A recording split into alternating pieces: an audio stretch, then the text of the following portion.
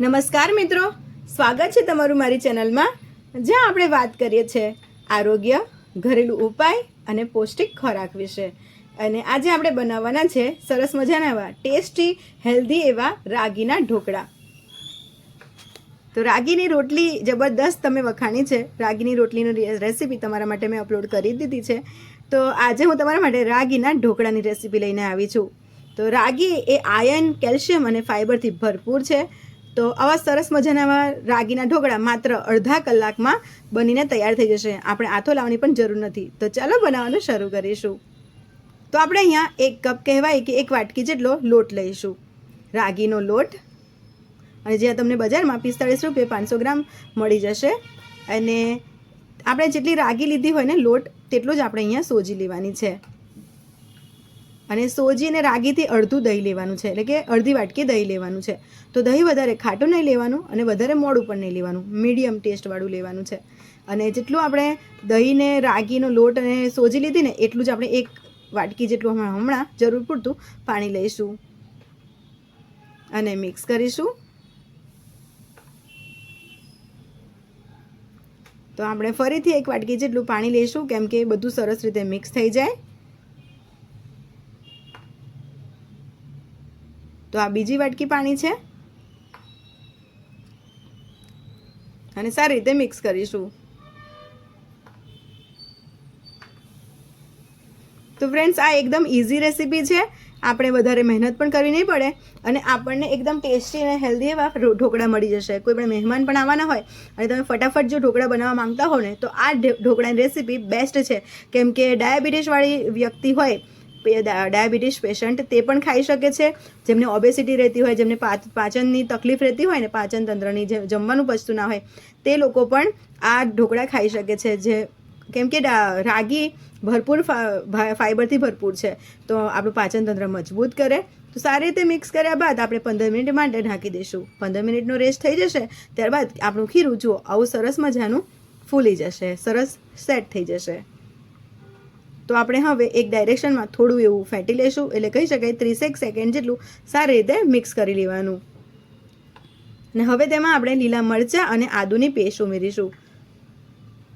તો તમને જેટલો સ્વાદ ગમતો હોય એટલું તમારે આદુ અને લીલા મરચાંની પેસ્ટ લેવાની. અને 2 ટીસ્પૂન જેટલું મેં મીઠું ઉમેર્યું છે સ્વાદ મુજબ. અને સરસ સારી રીતે મિક્સ કરવાનું છે.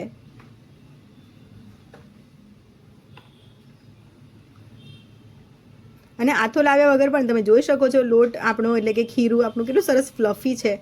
બહુ જ સરસ મજાનું એવું ખીરું તૈયાર થતું હોય છે. તો હવે તેમાં આપણે ઈનો ઉમેરીશું.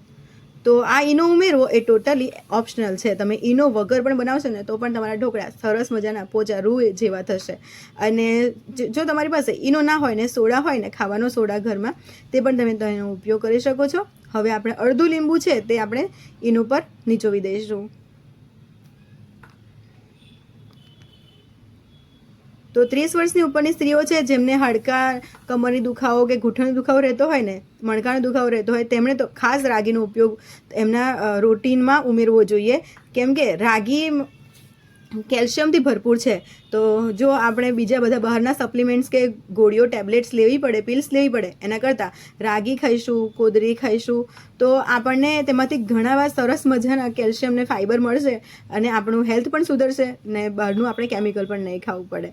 તો ફ્રેન્ડ્સ, હું તો તમને એવું સજેસ્ટ કરીશ કે બહારના પિલ્સ બંધ કરો અને સારી એવી આવી પૌષ્ટિક વાનગીઓ ખાવાનું શરૂ કરો. ટેસ્ટી પણ હોય છે ને પૌષ્ટિક પણ હોય છે. સાથે સાથે દેખાવમાં પણ સરસ બનતા હોય છે આ ઢોકળા. તો તમે બસ આવી રીતે આપણે ખીરુંને મિક્સ કરી લીધું છે. તો આપણે 1 થી 2 મિનિટ સુધી ખીરુંને સરસ મિક્સ કરવાનું. પછી તેલથી ગ્રીસ કરેલી થાળીમાં ઉમેરી દેવાનું. તો મેં તમને માપ બતાવ્યું, એમાંથી 2 પ્લેટ જેટલા ઢોકળા બનશે. 2 પ્લેટ થઈ જશે, પણ અત્યારે ઘરમાં કોઈ નથી એટલે હું ખાલી 1 પ્લેટ તમને બનાવીને બતાવું છું. અને આટલા ઢોકળા તમને 2 થી અઢી વ્યક્તિ, એટલે કે કહી શકાય કે નાની વ્યક્તિ હોય તો નાની વ્યક્તિ સરસ રીતે પેટ ભરીને ઢોકળા ખાઈ શકે ને, એટલા ઢોકળા બનતા હોય છે. તો 2 વ્યક્તિ તો પેટ ભરીને ખાઈ જ લેશે આટલા ઇન્ગ્રેડિયન્ટ્સથી જે તમને મેં બતાવ્યા છે. તો 10 થી 12 મિનિટ અને વધારે કહેવાય તો 15 મિનિટ સુધી તમારે મીડિયમ ફ્લેમ પર આ ઢોકળાને ચઢાવવાના છે. અને ચેક કરી લેવાનું છે કે ઢોકળા સરસ ચડ્યા છે કે નહીં. નાઈફ ટેસ્ટ કરી લેવાનો. જો આરપાર કશું પણ ચોંટીને ના આવે તો સમજી લેવાનું કે આપણા ઢોકળા ચડી ગયા છે. તો આપણે જે રૂટીનમાં બીજા બધા ઢોકળાઓનો વઘાર કરતા હોય છે ને તેવો જ ઢોકળાનો વઘાર છે. બસ રાઈ ઉમેરવાની છે સ્વાદ મુજબ અને તેમાં કરી પત્તા, લીલા મરચાં અને તલ ઉમેરવાના છે. તો મેં અહીંયા કઢી પત્તા, તલ અને લીલા મરચાં ઉમેર્યા છે અને થોડી એવી ચપટી એવી હિંગનો વઘાર કર્યો છે. તો હિંગ ચોક્કસ ઉમેરજો. હિંગનો ટેસ્ટ રાગીમાં બહુ જ સરસ લાગતો હોય છે વઘારમાં. તો બસ આપણો વઘાર રેડી છે. તો અહીંયા મેં એક ચટણી રેડી કરી છે, દહીંની ચટણી છે. તો તમારે રેસીપી જોઈતી હોય તો કોમેન્ટમાં કહેજો, હું તમને જરૂરથી બતાવીશ. તો આ દહીંની ચટણી પર પણ આપણે આ વઘાર ઉપર થોડો એવો રેડી દઈશું જેથી ચટણીનો વધારે ટેસ્ટ વધી જાય. અને બસ હવે આપણે આ ગરમા ગરમ વઘાર છે તેને ગેસ ઓફ કરીને પછી ઢોકળા પર નાખી દઈશું, એટલે કે ઉતારી દઈશું. તો મેં ઢોકળાને પહેલેથી સરસ રીતે કટ કરી લીધા છે અને હવે આપણે ઢોકળા પર આ વઘાર સારી રીતે બધી જગ્યાએ સ્પ્રેડ કરી દઈશું.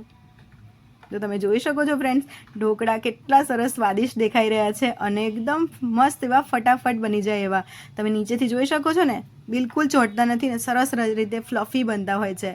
તો એકવાર તમે આ ઢોકળા જરૂરથી બનાવો અને ટ્રાય કરો અને મને કોમેન્ટમાં કહેજો તમે બનાવ્યા ત્યારે કેવા બન્યા, સ્વાદમાં કેવા બન્યા અને ફટાફટ બન્યા કે નહીં. તો અડધા કલાકની મહેનતમાં આટલા સરસ મજાના પોચા રૂ જેવા ઢોકળા બનતા હોય છે. તમે એકવાર જરૂરથી ટ્રાય કરજો અને તમારા ફ્રેન્ડ્સ ફેમિલીમાં આ વિડીયોને જરૂરથી શેર કરજો. કેમ કે રાગી, ફરીથી કહી દઉં, કેલ્શિયમ, આયર્ન અને ફાઇબરથી ભરપૂર હોય છે. ડાયાબિટીસના દર્દીઓ માટે તો આશીર્વાદ સમાન છે. જેમને ઓબેસિટી હોય, વજન વધ્યા કરતું હોય વધારે તેમના માટે તો ખૂબ જ લાભદાયી છે. પાચન તંત્રના રોગો હોય, જેમને ગેસ, એસિડિટી રહેતી હોય વારે ઘડીએ, તેમણે અઠવાડિયામાં 4 થી 5 દિવસ રાગીનો ઉપયોગ કરવો જોઈએ. તો તમને જો મારી આ રેસીપી યુઝફુલ લાગી હોય તો તમારા ફ્રેન્ડ્સ ફેમિલીમાં જરૂરથી આ વિડીયોને શેર કરજો. ફરીથી મળીશું એક મસ્ત મજાની રેસીપી સાથે. ત્યાં સુધી તમારું ધ્યાન રાખજો. વિડીયોને લાઇક, કોમેન્ટ, સબસ્ક્રાઈબ કરતા જજો. Love you all.